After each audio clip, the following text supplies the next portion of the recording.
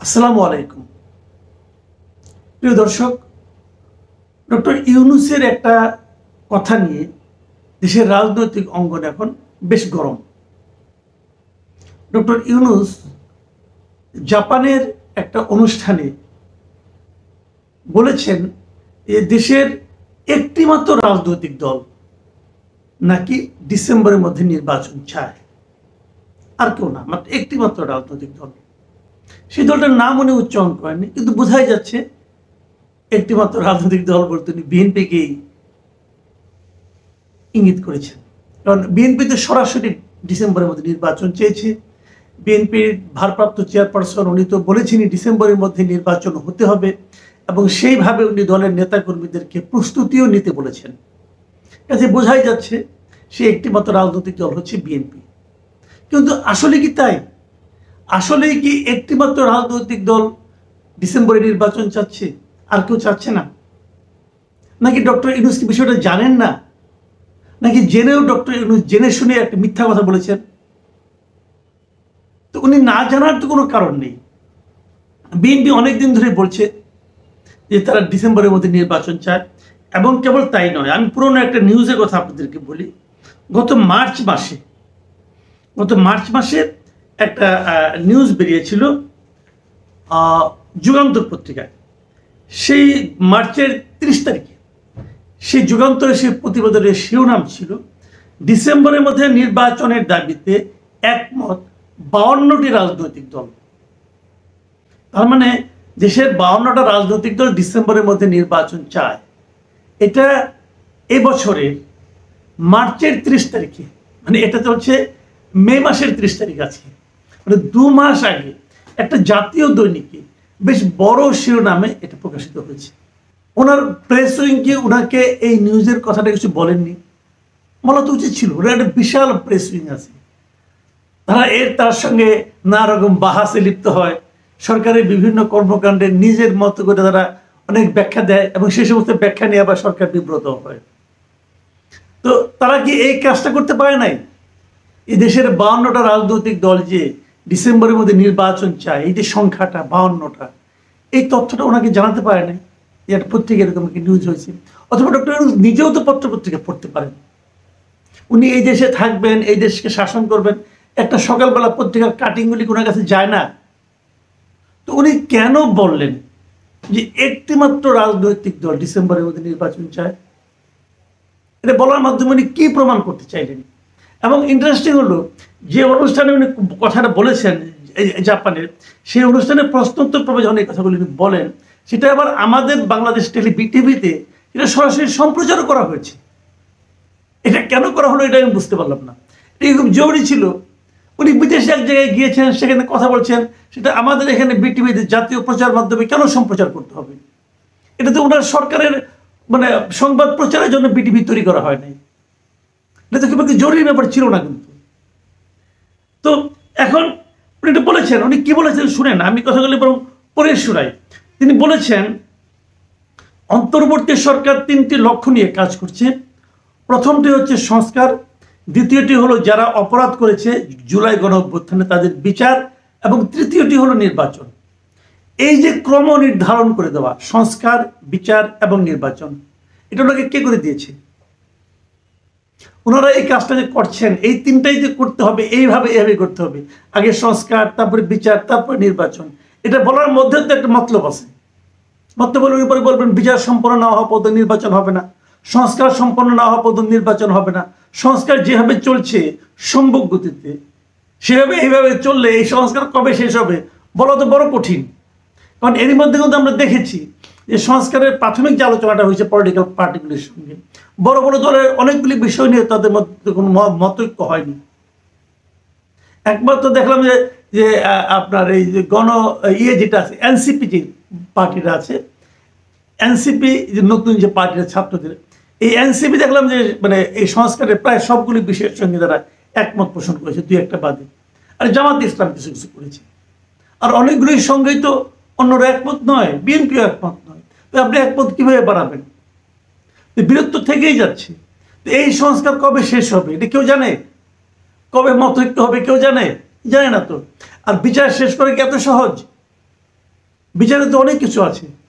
একটা বিচার শেষ হতে কত বছর লাগে, যারা নাকি আইন সম্পর্কে, বাংলাদেশের বিচার ব্যবস্থা সম্পর্কে যাদের ধারণা আছে তারা সবাই জানেন যে একটা বিচার শেষ করতে কত বছর লাগে।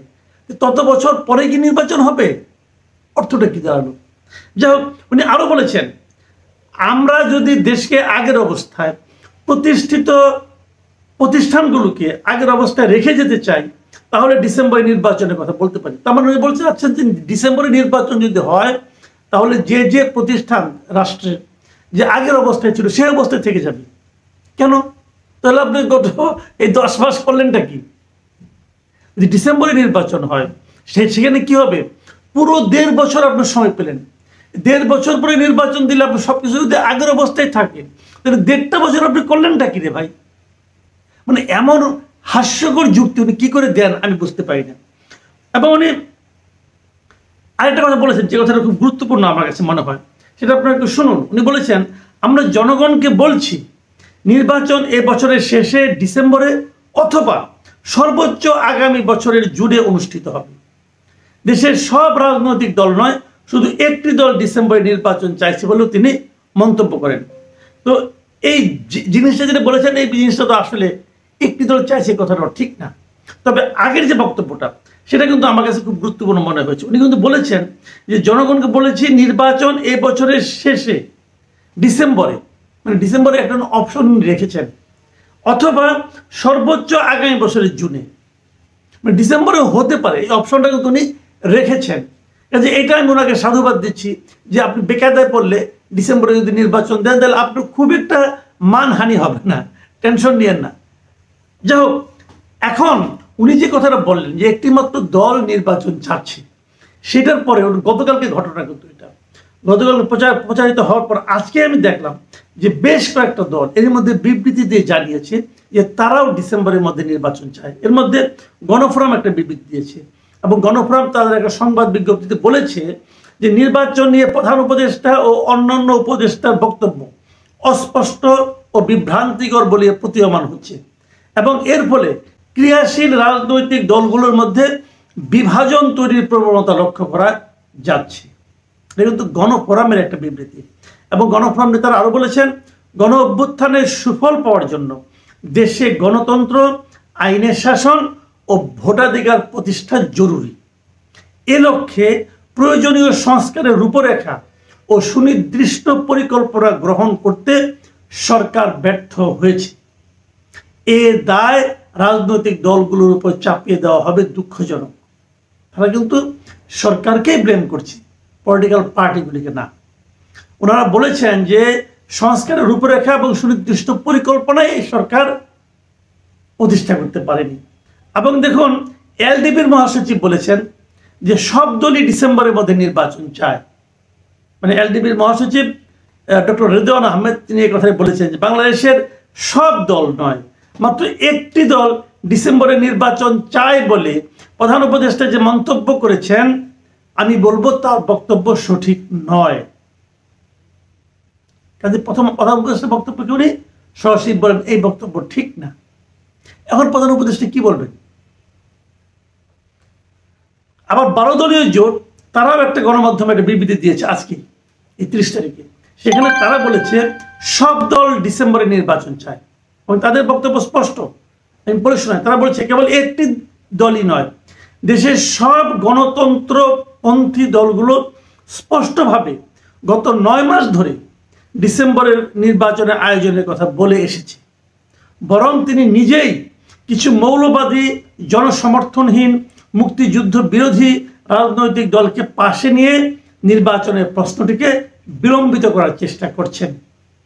সরাসরি কিন্তু অভিযোগ করেছে প্রধান উপদেষ্টা ডক্টর ইউনূসের ব্যাপারে এবং বলেছে যে ডক্টর ইউনূস এমন কিছু দলকে পাশে নিয়ে এই সমস্ত কথাবার্তা বলছে যে দলগুলো কোনো জনসমর্থন নাই এবং যে দলগুলো বাংলাদেশের মুক্তিযুদ্ধ বিরোধী চিন্তাভাবনা এবং নীতি পোষণ করে, লালন করে।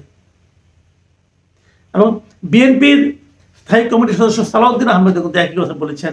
উনি বলেছেন যে বিএনপি সহ যুগপৎ আন্দোলনে থাকা সব রাজনৈতিক দলই চায় ডিসেম্বরের মধ্যে নির্বাচন হোক। প্রধান উপদেষ্টা কেন বিএনপিকে নির্বাচন নিয়ে দোষারোপ করলেন তা বোধগম্য নয়। এখন এটি হলো সবচেয়ে বড় প্রশ্ন, অধ্যাপক বসাক তাহলে কেন বললেন? যেটা সত্য নয়, অসত্য কথা উনি প্রকাশ্যে কেন বললেন? এটা বলার মাধ্যমে কি প্রমাণিত হলো? তাহলে উনি কি ইচ্ছা করে মিথ্যা কথাটা বললেন, নাকি উনি জানতেন না? উনি যদি না জানেন এটাও কিন্তু কোনো অজুহাত নয়, কারণ ওনার মতো অবস্থানের থেকে পলিটিক্যাল পার্টিগুলি সম্পর্কে একটা মন্তব্য উনি করবেন অথচ সেই সম্বন্ধে উনি জানবেন না, এটা তো ওনার বড় অযোগ্যতা। এরকম অযোগ্য লোক কিভাবে দেশের দায়িত্বে থাকবেন সেটাও কিন্তু একটা গুরুত্বপূর্ণ প্রশ্ন আমাদের কাছে। দেখুন, আমরা সাধারণ মানুষ, আমরা কি চাই? আমরা কিন্তু রাজনৈতিক দলের সঙ্গে সরকারের এ ধরনের কাদা ছোড়াছুরি, এ ধরনের ধাক্কাধাক্কি, একজন বলে সত্য বলছেন, একজন বলছে মিথ্যা বলছেন, এগুলো শুনতে চাই না। আমরা চাই শান্তিপূর্ণ প্রক্রিয়ায় ক্ষমতা হস্তান্তর, এবং আমরা মনে করি গণতান্ত্রিক প্রক্রিয়ার প্রথম এবং সবচেয়ে বড় ভিত্তিটাই হচ্ছে নির্বাচন। জনগণ ঠিক করবে কারা শাসন করবে দেশ। কয়েকজন ছাত্র অথবা কয়েকটা দল তারা ঠিক করে দেবে, এবং সেটাকে আপনি বলবেন যে জনগণের ম্যান্ডেট আমাদের আছে, এটা ভাই চলে না, এটা কেউ খাবে না। এই জিনিসটা মাথায় রেখে আপনাদের অগ্রসর হতে হবে, তা না হলে কিন্তু ভবিষ্যতে জনগণ আপনাদের সঙ্গে কি আচরণ করবে তার জন্য আপনাদেরকে কিন্তু প্রস্তুত থাকতে হবে। প্রিয় দর্শক, এখন এ পর্যন্তই। আল্লাহ হাফিজ।